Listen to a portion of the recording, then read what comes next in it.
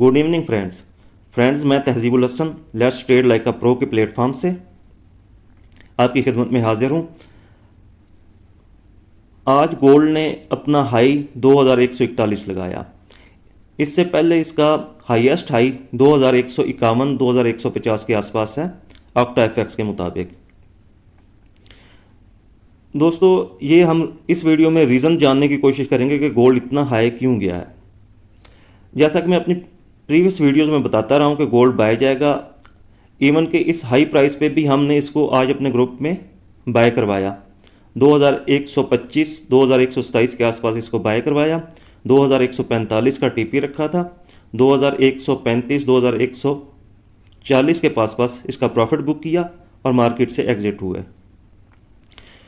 दोस्तों जिस तरह मैंने प्रीवियस वीडियो में बताया था कि गोल्ड डेली, वीकली और मंथली टाइम फ्रेम में बाय का स्ट्रक्चर बना चुका हुआ है।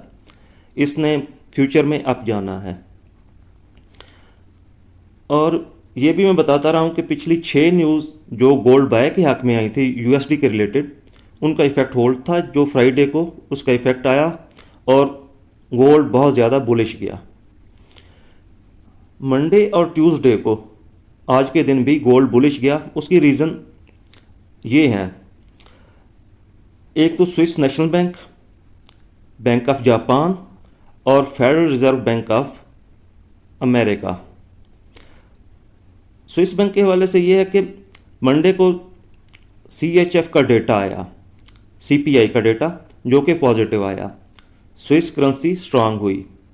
आज ट्यूसडे को पाकिस्तानी टाइम के मुताबिक 9 बजे बैंक ऑफ जापान के गवर्नर ओएडा की स्पीच थी, जिसमें उसने जापानीज़ इकॉनमी को अच्छा प्रेजेंट किया और उन्होंने सीबीडीसी मतलब कि सेंट्रल बैंक डिजिटल करेंसी मुतारिफ कराने का भी बोला और अपनी इकॉनमी की बेहतर आउटलुक पेश की। दोस्तों जब भी जापानीज़ करेंसी और स्विस करेंसी स्ट्रांग होती है तो यूएसडी वीक होता है। जब यूएसडी वीक होता है तो गोल्ड बाय की तरफ भागता है। दोस्तों जब भी Swiss bank currency, bank of Japan की करेंसी ये मजबूत होती हैं तो डॉलर वीक होता है। इसकी रीज़न ये है कि जितने भी अपना इकॉनमी, अपना पैसा बैंक में रखते हैं, उनको उन सब के लिए जो सेफ हेवन है वो स्विस बैंक है, बैंक ऑफ जापान है, एफआरबी है, या फिर वो फिजिकल में गोल्ड बाय करते हैं। ये 4 चीज़ें हैं, ये इनको सेफ हेवन्स बोला जाता है।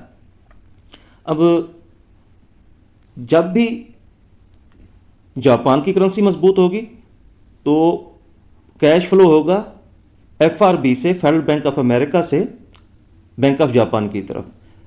जब भी स्विस करेंसी स्ट्रांग होगी तो यूएसडी करेंसी का फ्लो होगा स्विस बैंक्स की तरफ, जिसकी वजह से यूएसडी वीक हो जाएगा। यही एक रीज़न थी जिसकी वजह से गोल्ड इतना बाय गया।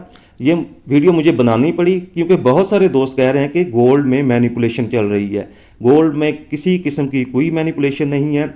सब दोस्त टेक्निकल एनालिसिस करते हैं। टेक्निकल एनालिसिस के साथ जब आप फंडामेंटल को नहीं साथ मिलाते, जब भी ऐसा मूव आता है फंडामेंटली, तो सारे टेक्निकल एनालिसिस करने वाले यही बोल रहे होते हैं कि ये मैनिपुलेशन मूव था। ये किसी तौर पर भी मैनिपुलेशन मूव नहीं था। मैं बार बार कहता रहा हूँ कि ये मैनिपुलेशन मूव नहीं है। मैनिपुलेशन मूव आता तो मार्केट एक वीक लगा के वापस आ जाती। मार्केट प्रॉपर 2100 की रेंज में स्टे किए हुए है 2 दिन से। ये इस बात का प्रूफ है कि मार्केट मैनिपुलेशन में नहीं है, मार्केट टेक्निकली और फंडामेंटली चल रही है। दोस्तों बाकी अपना टेक्निकल एनालिसिस वो मैं सुबह आपकी खिदमत में पेश करूंगा। आज के लिए इतना ही। अल्लाह हाफिज़।